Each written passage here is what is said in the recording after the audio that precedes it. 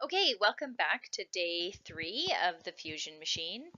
And yeah, it's a really fun day, so let's just get right into it. This is Mind's Eye Mathematics, I forgot to say that. So yeah, basically for day 3, you're going to send the kids off pretty much right away with their Fusion machines. And but this time, instead of whiteboard markers, they're going to be using base 10 blocks. And when my students ask me, I don't need to use the blocks, I say the task today is to use the blocks because it's really important for them to solidify the memory of moving the blocks in, and then once they reach 9, scooping them out to replace them with a fused together base 10 rod in the next compartment. So I really want them to make that association with the blocks. So I don't give my students a choice on that. They absolutely have to use the blocks. So when they go off and use the blocks, it's great because what ends up happening is, they start bringing blocks in and it's ho-hum, same as what it was the last few days, not a big deal. And then they reach 9 and they fuse, bring the 9th one in, shazam, it fuses together, and then they bring that base 10 block in, and then they go and code and they write 1, 0. And this is where some students won't even notice, and other students will say, hey, wait a second, that's the same. What's going on here? And then they keep going and encourage them to keep going. And then so they keep going and they notice it's exactly the same, and they're like, what? And this is quite a revelation to a lot of students. Why is it the same? And so that's when, we sort of bring them back together as a group, and we say, what did you notice? And many of them will say, well, it produced exactly the same code as what our numbers are. And this is obviously the whole point of the exercise, is for them to discover that we have a base 10 number system, and that this yellow 10 um, coding to 1, 0 is a really big idea in mathematics that we often just ignore like it's no big deal. But really, from this point on, we are coding. So everything up to 10 is just, we've used symbols that we've made up. And now from 10 on, we use a code system that it's important that the students really understand.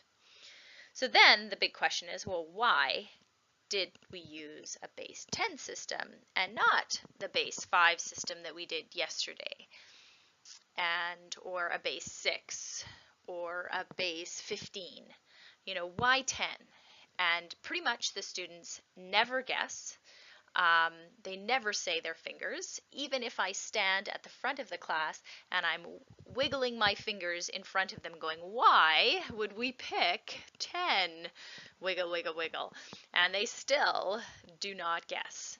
Um, Occasionally there's the odd class that'll, come with it quickly than others, but most kids don't immediately guess. So then when we do say, well, it's actually because of our fingers, we have 10 fingers, and that's the only reason why we chose base 10, they're really surprised by that. And so I'll usually ask the question, if we were aliens and we had 6 fingers, what base would we use? And, have that, kind of have fun with the idea. So, yeah, we can then continue on a little bit with them as a group, and go when we get to 19 and we bring in that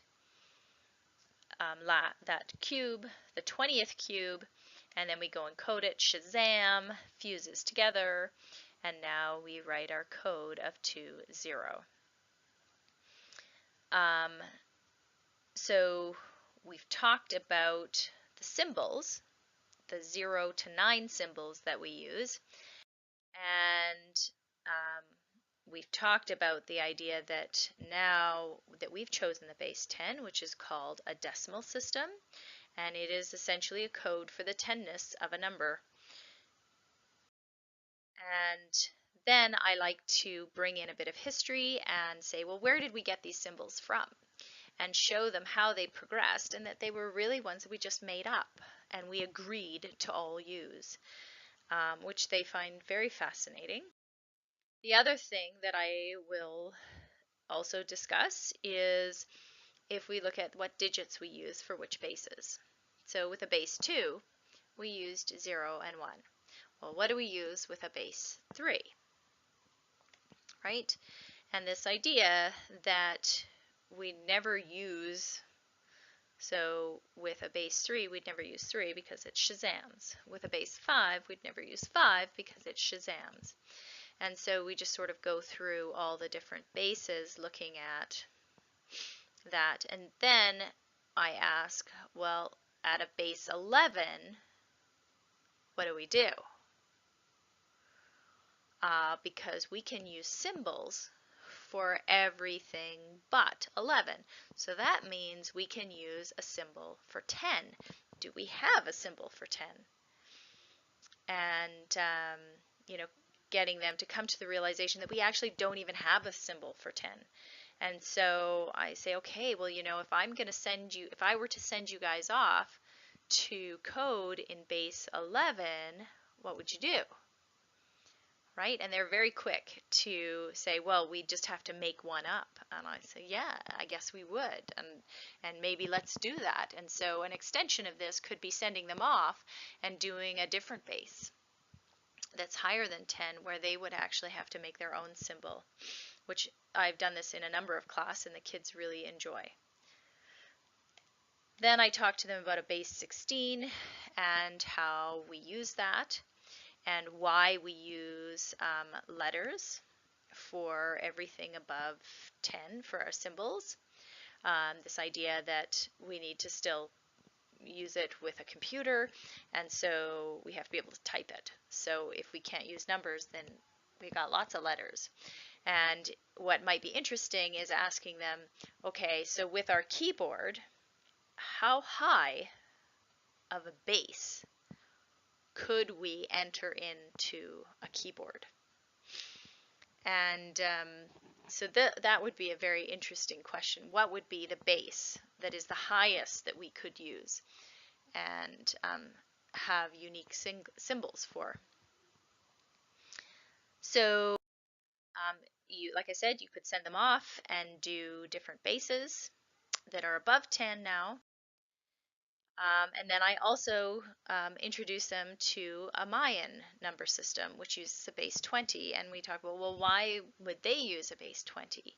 And they're very quick now to come to the idea that, well, maybe they wore sandals, and so they could use their toes.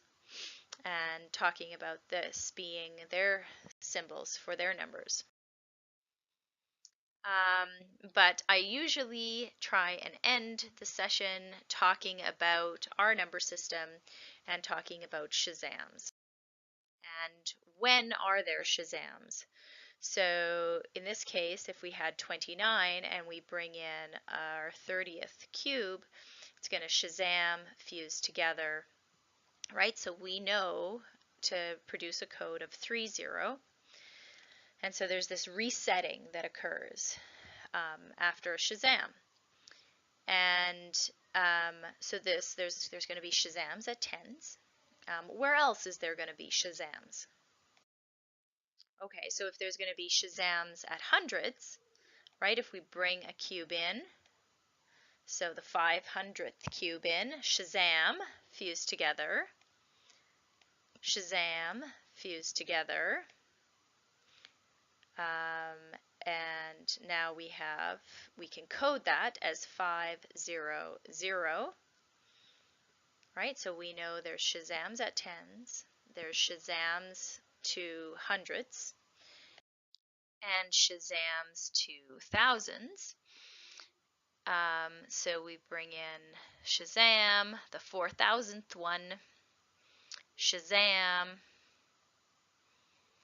Shazam, and we code that as, oh, that should be 4, just ignore that, pretend that's a 4, 4, 0, 0, 0, to get our 4,000. So yeah, this is the activity. The main thing at the end is that I'm wanting them to understand this concept of Shazam and this idea of things resetting every time you have this Shazam. So yeah, let me know how it goes. If you come up with different ideas on how to use this, I'd love to hear them. If you have something really interesting that happened in your class to do with this activity, I'd love to hear it. Yeah, have fun with it, and yeah, let me know how it goes. All right, bye for now.